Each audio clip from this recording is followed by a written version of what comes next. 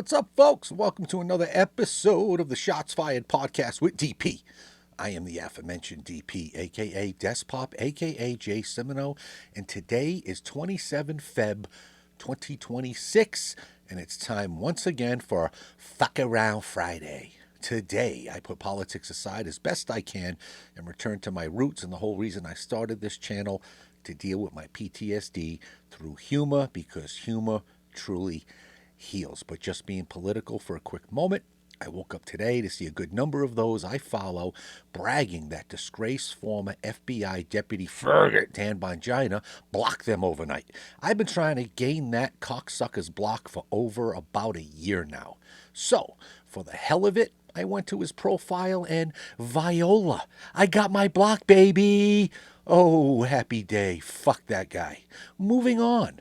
What better day than Fuck Around Friday to get into a new segment that I titled The Big Pharma Diaries. Here, I will attempt to make sense of some of the prescription medicine commercials that they bombard us with every single day in this new age of streaming services. If you're like me, you've learned long before COVID about Big Pharma and its hold on the medical profession. I can absolutely admit that SSRI saved my life in the short term while dealing with severe PTSD and a brain injury. What I didn't know, but I'm sure my doctors did, was that these fucking drugs were not meant for lifelong treatment. Now, I'm going on 20 years, and although I've been able to kick one of the two I had been prescribed in that time, I don't see any way in kicking the other. I did get the worst of the two out of my system, but my brain is completely rewired and fucked now. I tried to quit the second, but every time, usually around 3 days into the weaning, I go completely berserk. But at least this one doesn't make me fucking lethargic and zombie like the other did. Quitting that one literally turned me into a legit cornholio. So, without further ado, let's get into our first one. Despite being on an antidepressant, I was still masking my depression symptoms. My doctor said it could be because my antidepressant alone wasn't enough, so she recommended an add-on treatment.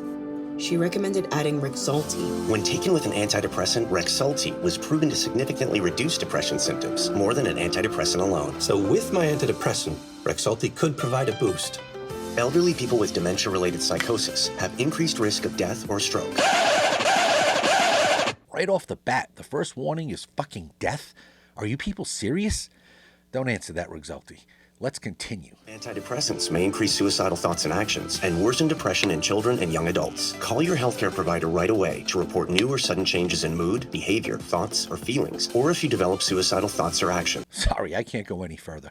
So while your first antidepressant, which you probably shouldn't be on, or in my case, were prescribed over the recommended safe dose, isn't working, you should add another? Like, if the first one isn't fucking working, you need to turn inward, reevaluate your entire life and system, single out the cause, and attack it. Adding another with a warning that if this one doesn't work, you're more than likely going to fucking kill yourself. Huh? How weak do you have to be to even try this shit? Pills solve nothing, folks. Again, the first SSRI did give me the boost I needed, but as soon as I came out of the brain injury, maybe 2 to 3 years later, I could have and should have turned inward for the PTSD. But I was lazy. If any fucking antidepressant could possibly make you remotely suicidal, that's your first clue, Sherlock, not to go anywhere near it because you already are suicidal. That's the complete opposite of what you're looking for, right? How about this next one? COPD is an ugly reality. Do you have his medical history? I watch as this world just keeps getting smaller. But then, Trelegy helped us see things a little differently.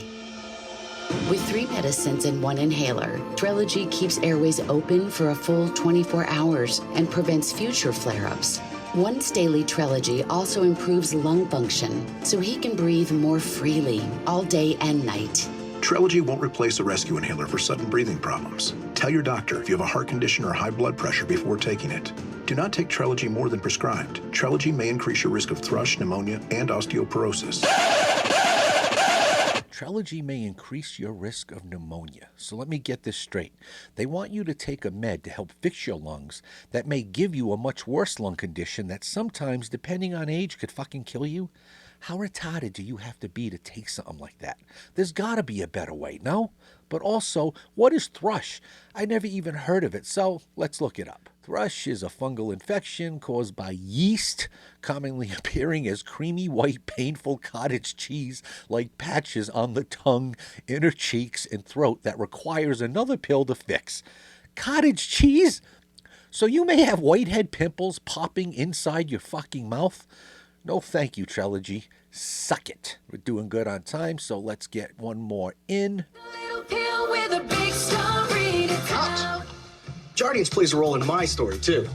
I have type 2 diabetes, but I manage it well with Jardiance, a once daily pill that helps lower my A1C. It works 24/7 in the body to flush out some sugar. And for adults with type 2 diabetes and known heart disease, Jardiance can lower the risk of cardiovascular death, too. Serious side effects include increased ketones in blood or urine and infection between and around the anus and genitals. Both may be fatal. Severe allergic reactions, dehydration, urinary tract or genital yeast infections in men and women, and low blood sugar. Stop taking and tell your doctor right away if you have nausea, vomiting, stomach pain, tiredness, rash, swelling, trouble breathing or swallowing. Tell your doctor about lightheadedness, weakness, fever, pain, tenderness, redness, or swelling between the anus and genitals. What the ever-loving fuck, dude. Blisters on your balloon knot that are so bad they could fucking kill you? I've dealt with a hemorrhoid or two, and I was a homicide detective, and I don't think I can imagine a death so fucking horrific. Seriously, is eating cheesecake and Skittles with every fucking meal that important to you that you would risk a pill creating a dragon fire, eating your entire body from butthole to brain and killing you? Well, if so, fuck off and take your Jardiance. I will not mourn for you. And that, folks, is the premiere segment of the Big Farmer Diaries. So, what better way is there to getting to know your show host than by examining his phone? You won't need a search warrant here. I'm an open book.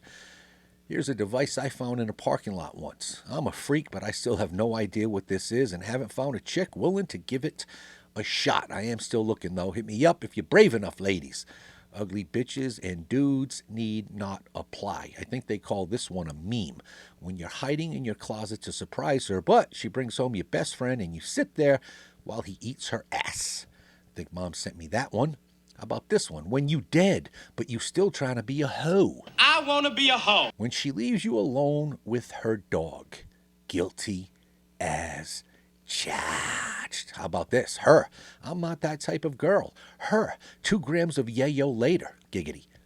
Mom, eat your nuggets. They're not that hot. Except the nuggets look like this. Annie, are you okay? Hee hee. Highest my voice can go. Here's a pic I didn't even know I had from back in my bike patrol days, circa 2001-ish. Here's the menu for my old food truck back in Rhode Island. Garlic, basil, buffalo wings, Nana's nachos with bolognese, roasted red peppers, imported olives, pepperoncini, fresh mozzarella, pecorino romano, and Alfredo drizzle. My favorite, the chicken Marcello sandwich, was a hand-breaded chicken cutlet with a hand-breaded massive fried mozzarella square covered in marinara and put on garlic ciabatta. My meatball sub with only imported shot provolone. And last on the menu that particular day was gnocchi Bocelli Sinatra Scorsese. It's ganaki, grilled eggplant, fresh mozzarella with pink sauce, and a garlic bread bowl. Yes. I used to be real fat but happy. One night I was bar hopping around Christmas back in the day and won 3 separate ugly sweater contests in one night. Get it? They were the ugly part. I was famous.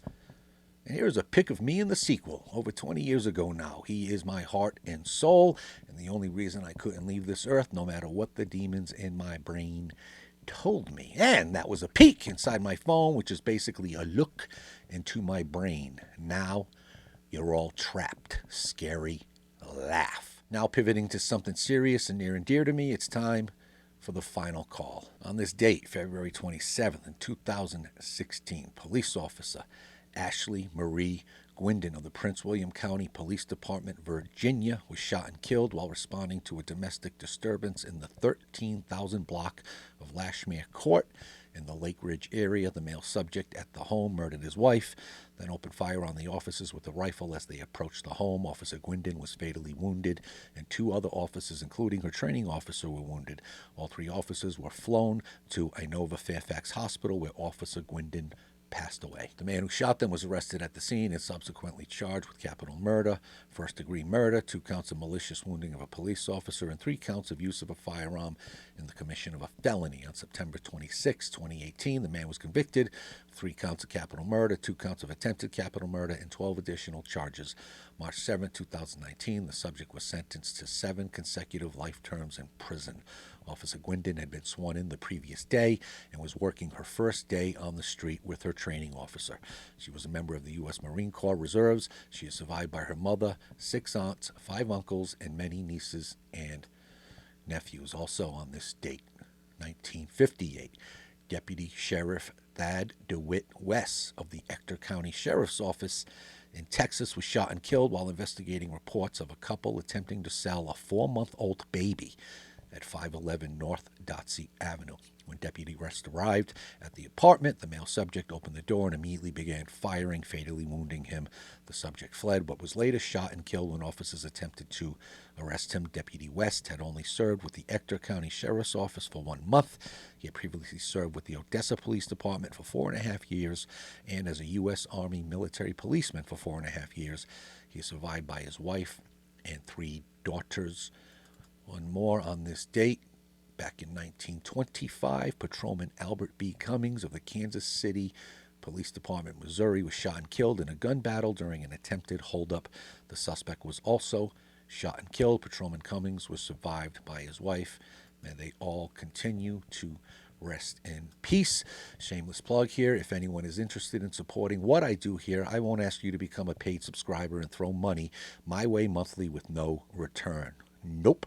Instead, check out my web store, my bio, and let me make you something, whether it's the Final Call mug or t-shirt or a nice Mother's Day mug, which can be personalized. At least get something in return for your kind contribution and help me pad my pathetically low law enforcement pension and keep my PTSD-addled mind out of the workforce. Believe me, you don't want me working beside you. Check out the link in my bio or visit dp-does-swag.myshopify.com.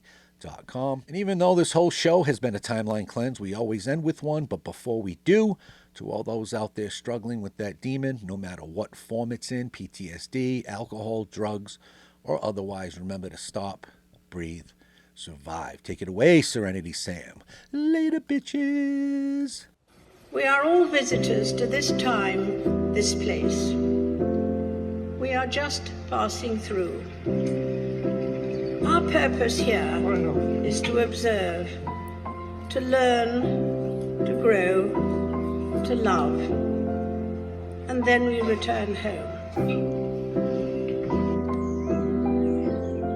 Get him, Jay. I'm Mary Poppins, y'all! You got DP'd.